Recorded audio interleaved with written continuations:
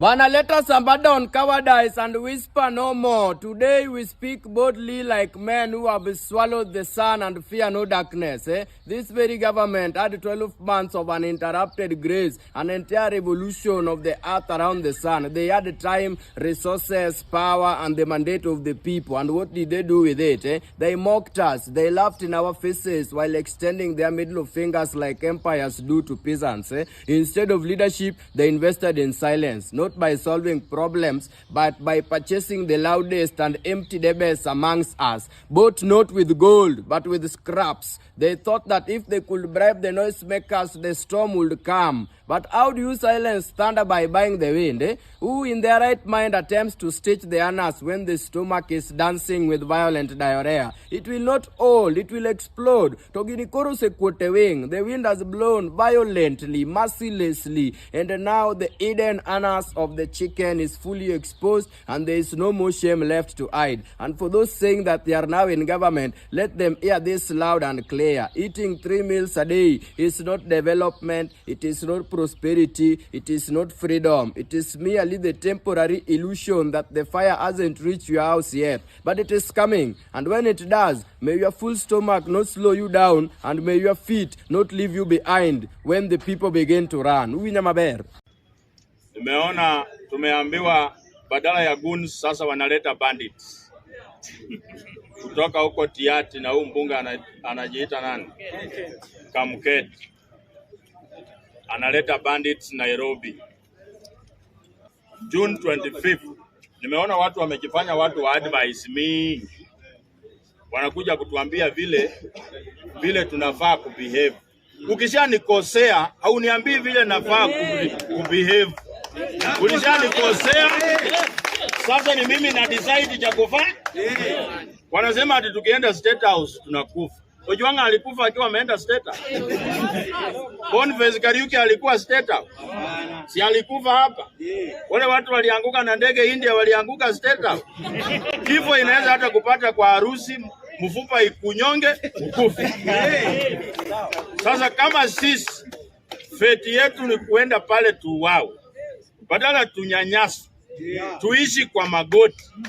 Instead of living on our knees, we will choose to die on our feet. Na lazima tuende hapa State House. Juu tumeongea kwa media ni kama hawasikii.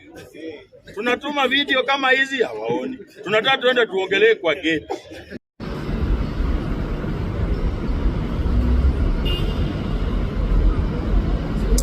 Msee amepigia ameongelesha na Nike Madhi kumwambia ni ngori. 25th man. 25th June. So tutakuwa hapa. Wewe gangari na mcheki.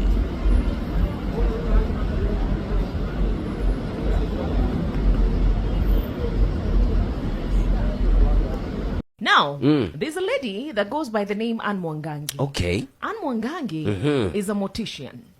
She's a mortician that is loved by Kenyans, yani.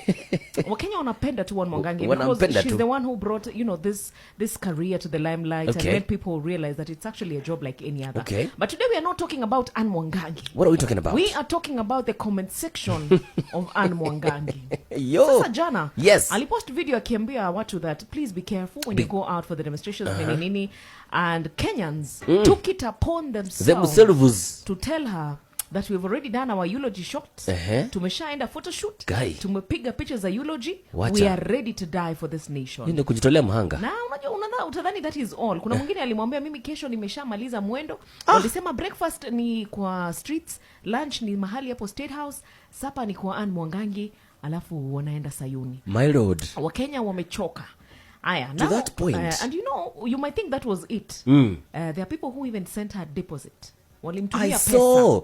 People sent her money. Oh my God. Wakimwambia, nimeweka deposit ya kesho. Tafadhali ukiniosha na compare specific instructions za how they want to be taken care of. Yo. That is a tired nation. That is a tired people. That is a tired citizen. Kama mtu amefika hapo place ya kuambia motisha na bro. People have taken photos at one Amina Abdirabar. Alisema she's gone for her eulogy shoot. Wacha. Among other people. Among others. Watu wengi tu. Watu wamechoka. And it was dark jokes for a while until it wasn't anymore. It wasn't. doesn't. Unajua dark humor inafika mahali. Kidogo. That is one. Suspect. Number two. There's a man that was filmed yesterday. Amesimama hapo juu ya statue ya Dedan Kimathi. Amesimama hapo kwa statue pale ya Dedan Kimathi. Anasema kidogo wanataka kuongea na just one two things. People in the comments were saying we are informing the ancestors. Ya kwamba siku zuri. Tunajua siku zuri. We have failed you guys. But you know we are trying. Barua toka Jaramogi. Ni ajeni. Man, ni sad sana.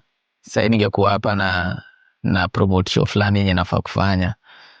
Lakini sasa hii nchi imefanya badala ya kupromote show niko hapa as an activist. So the country has gotten us into. Anyway, nataka nibonge na my youth man ya. Manze ni very sad. Unakaa hivi unaona kuna my youth wako tao, wanavuruga wasee wenye wako maandamano. Wanavuruga hadi wasee wenye si ati wanaandamana, wametoka tu era. Niliona video fulani jana mzae akivurugwa manze, nikashindwa man, my youth man tulifika huku lini manze? Hadi mabuda hamjali manze, mserika mzae mjali, mnamvuruga tu hivyo man. Si fiti jo, cheki ya my youth man hivi. Usiwahi kanjwa uende udigide life ya mtu. Usiwahi kanjwa uende uvuruge busy ya mtu manze. Wewe msee anasaka kaa wewe. Hivyo venye uko na struggles zako pia yako na struggles zake. Unachikia wewe msee mwenye unaenda kuvuruga hapo tao, yeye ametoka tu shughuli zake. Wao msee tu anaandamana. Msee anaandamana juu maybe life imemfika kwa kona mzee. Na wewe bado uko hapo, bado unajaribu kumdigidha. Si ati life yako ni better my guy. Tulieni jo. Sikuwe na ufala manze. My youth man. Hiyo ganji hiyo bobi yenye wewe msee mwenye anaitia. Hiyo ndio inakusaidiaje? Hiyo bob sawa, mnaenda mnatoa loka alafu cheki tukwe wajanja tusitumike jo sawa. Alafu manze wale makarao manze pia manjana nilikuwa naona hiyo video, it was so heartbreaking. It's one of the most heartbreaking things yenye nimeona manze kwa hii life man. Makarao wote wenye wananifollow, makarao wote wenye wataona hii video, cheki ni hivi, kuna zile inaitwagaje, kuna zile protocol, kuna zile vitu unaweza fuata msee akikosea. Msee akikosea si umshike, enda umcharge. Ama where did we go wrong manze? Huyo msee mwenye utashanda msee leo, na huyo msee labda ndo alikuwa anaenda kuokolea kesho. Unadhani family msee inasikiaje? Wamekaa tu hivi, unadhani wanasikiaje man? You know, I was watching a video, niko like that could have been anyone. Imagine uko tao, man nasikia hadi nika voice yangu ina shake. Imagine uko tao, umechill tu unafanya shughuli yako alafu unashandwa. It's not a good look man. Makara wenye wataona hii, ongea na maboys wenzako, ongea na madimu wenzako kwa hiyo nini unit. Waambie jo, kuna venye tunafaa kutreat wase. Hawa wase ni watu kama sisi. Si wote ni one. We are one country, we are one people. Tuzidi kuishi peacefully au sio? My boys, my youth man, venye nimesema tu, usikule bobu, usijui unakula bobu mbili unaenda kuvuruga, unaenda kudigidha wase. Si fiti. Kama msee mwenye anakulipa anakuonyesha unadhani anakujali sana, si yako anakutumia bob dealer basi. Tukwe wajanja jo, sawa? Siku zote, sawa? Tushiki moja, peace and love manze. One Kenya. Sisi ni one team. Au sio? Charles says that we cannot apologize. Yes, you cannot apologize today. But I assure all these police commanders, there is no limitation of action in criminal law. And we are keeping records, we are keeping receipts. We will come for you even when you've retired. We will drag you from your home even at age 80 to try you for the atrocities that you are committing against the people of Kenya today. You may have the watches, but we have the time. And that time will follow you even post your service as a police officer. And IPOA has now summoned DIG Eliud Lagat. In fact, he's supposed to be there today. Are you convinced that IPOA is heading in the right direction? I will only be convinced that IPOA is heading in the right direction the moment I see an IPOA application similar to the one that was made in the case of OCS Talam. that we want to hold DIG Lagat for 30 days pending conclusion of investigations. It cannot be that for Talam, for Mukwana, they are doing the investigations with these two in police custody, while Dagat, they are doing the investigations when he's still out there. Superintending, again, exercising command responsibility still over the same officers, over the scene of crime, officers in charge of that scene of crime. Lagat should have been the first person. But he has stepped aside. No. But he stepped aside, but he still enjoys command responsibility over all those ranks that are in charge of investigations, in charge of the scene of crime. So he's the first person who should have been, even before Talam, before Mukwana, the first person who ought to have been committed to custodial orders was DIG Lagat. I expect IPOA to make an application to court today to hold Talam for 30 days pending investigations. Our young people are not enemies of the state. They are citizens with valid concerns. Rather than nurturing constructive youth participation, some state agencies have chosen to suppress it.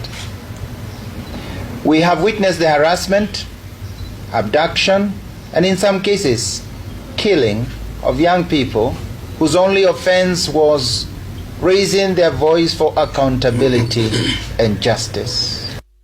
The frustration the young people are venting is an expression of a deep and serious concern shared by most Kenyans. The current governance culture continues to sideline the majority, that there is massive misuse of public resources, and that the response to questioning or honest civic expression is now being met with brutal hostility. Savi. Ni maandamano ambayo yameleta asasi zote za usalama pamoja, ujumbe ukiwa na uzito wa tahadhari. Inspector General wa polisi Douglas Kanja aliandamana na wakuu wengine wa usalama nchini Jumanne akiwataka waandamanaji kuionea paa ikulu ya Nairobi. It is important to note that unauthorized persons must refrain from accessing protected areas under the Protected Areas Act. Maandamano ya Jumatano yameandaliwa chini ya kauli mbiu ya Occupy State House, waandamanaji wakipanga ratiba ambayo itakamilika na wao kufika katika ikulu ya Nairobi. Kama tu walivyofanya mwaka mmoja uliopita walipovamia na kuingia katika majengo ya bunge, waandamanaji hawa wamedai safari yao ya ikulu haitasitishwa. Kanja pia akiwatahadharisha waandamanaji dhidi ya kuwachokoza polisi, akisema wahuni watakabiliwa. The public is also urged to refrain from provocative acts directed to police officers in the execution of their duties. Kauli hiyo ya polisi pia imeshikiliwa na Rais William Ruto aliwataka Wakenya kuwaheshimu maafisa wa polisi. Nobody is above the law. None of us is above the law. You cannot intimidate the police.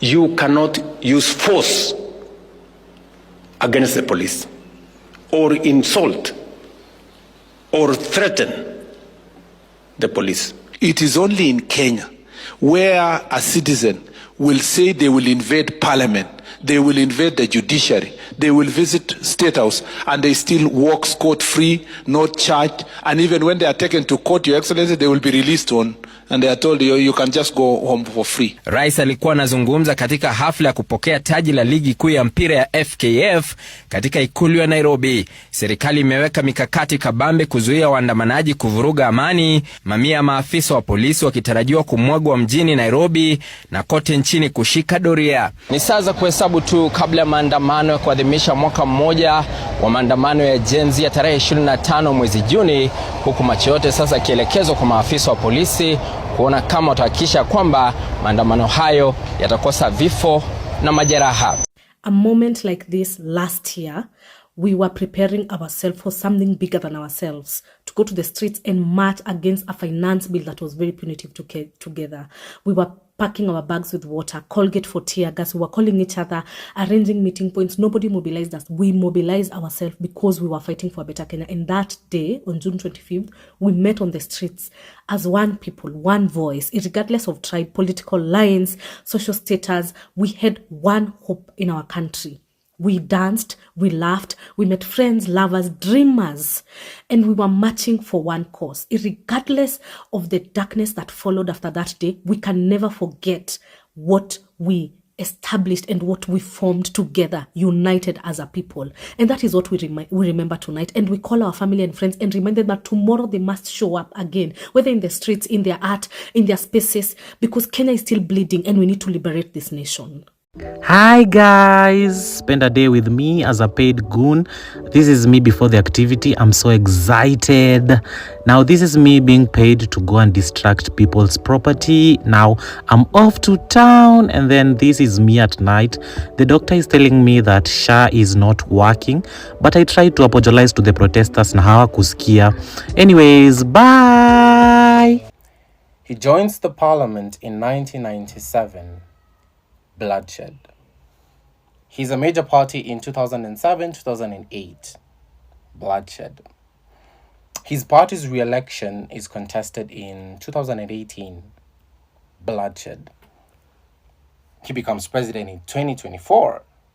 Blood spills on our streets every damn day. And the perfect example, there is no even perfect example, because what happened today was just crazy work, to be honest. And then the speech following after that, I don't know, man. I don't know about you guys, but as for me, any content that is not related to what is happening in my country right now, I'm scrolling past it. In solidarity for those young soldiers who have been on the battle for justice, I just, my guilt, my Kenyan guilt cannot allow me to just be comfortable in watching other content. I feel like, right now we have to be on the know of what is happening in our country from time to time. I don't know about you, but as for me, that's how I feel. Thank you.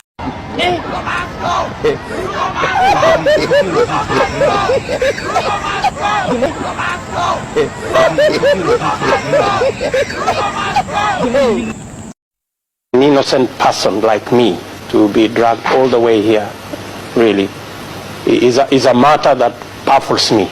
To me, the allegations that have been made here sounds to me like they can only be possible in a movie. Hi Kenyans, mi sina maneno mingi. All I want to say is Ruto must go, like yesterday. Bye. Enyewe Ruto must go. Enyewe Ruto must go. By the way, Ruto must go. Enyewe Ruto must go. Wash fire, Ruto must go. Enyewe Ruto must go. By the way, Ruto must go.